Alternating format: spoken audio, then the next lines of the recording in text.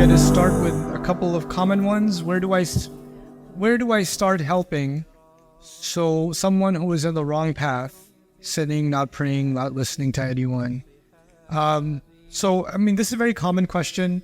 Some of you have these questions about your family members. Some of you have them about your friends and other situations. A couple of important pointers here. Number one, the Prophet ﷺ was not given any authority to change his own uncle.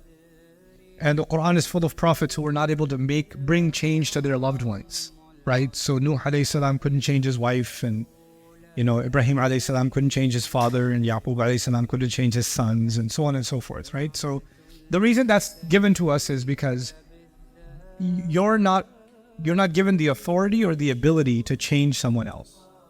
What you are given the ability to do is to remind someone else. Then the question becomes, what's the most effective way you can remind someone? And my opinion on that is that we are too preachy with our family. We start becoming a khatib and a speaker to our families, and they get annoyed, and you make the problem worse. Instead of making things better, you end up making them worse. Sometimes the best way to deal with our family is the most indirect path, because otherwise, I remember when I wasn't into Islam, if some family member of mine tried to tell me about prayer or this or that, I would just get annoyed. Like, why are you telling me? Right? Sometimes they want to listen, and it's in the Quran. وَلَقَدْ آتَيْنَا لُقْمَانَ الْحِكْمَةَ, and Luqman radiallahu anhu advised his son, but Allah says وَهُوَ يَعِظُهُ, which is really interesting. It means he found the right time to advise him. Like, he didn't just always advise him. He saw a particular moment where he thought it's strategically really good time to bring this up right now. But what we do is, like, constantly, every day, every time, you just become like, oh my God, here comes the Sharia police. And then people just in the family start associating you with the annoying Islamic one that is going to ruin everybody else's party, right? So my advice on that would be as indirect and as subtle and as gentle as possible. The other thing I would say is sometimes people are doing sinful things like drugs, alcohol, gambling, whatever they're doing. But there's the sin, and then there's the cause of the sin. And the cause of the sin isn't as simple as, oh, they're following the footsteps of shaitan, or they're mimicking the kuffar.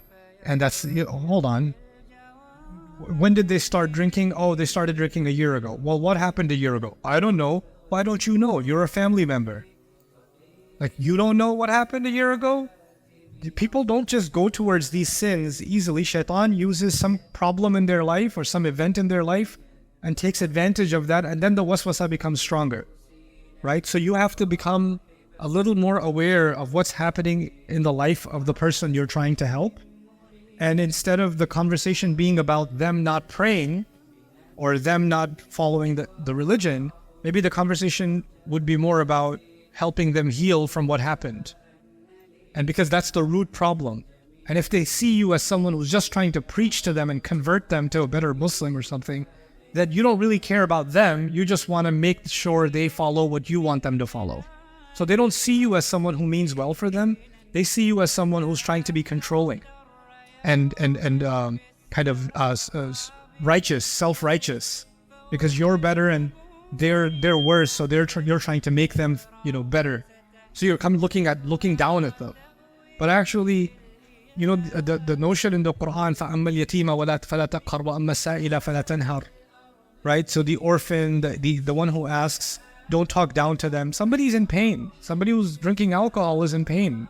They're trying to drown away from their pain of something. What is that thing? And you have to find some creative ways to get there. A young lady, I won't mention names here, of course, so she came up to me and said, how do I talk to my dad? He stopped praying or this or that. Well, maybe we should ask, Dad, what was it like when you were a kid? What was it like? Like, did you get in trouble with mom and dad a lot? And your dad might say, what are you trying to do? You're trying to convert me? It's like, no, I'm just curious. What was grandpa like? What was your life like? A lot of times our parents or these family members, nobody's shown interest in who they were or who they are or some of their most precious memories. You know what? Maybe the first barrier that you break with someone is empathy. Like you actually are interested in them, not their behavior, them. You care about them.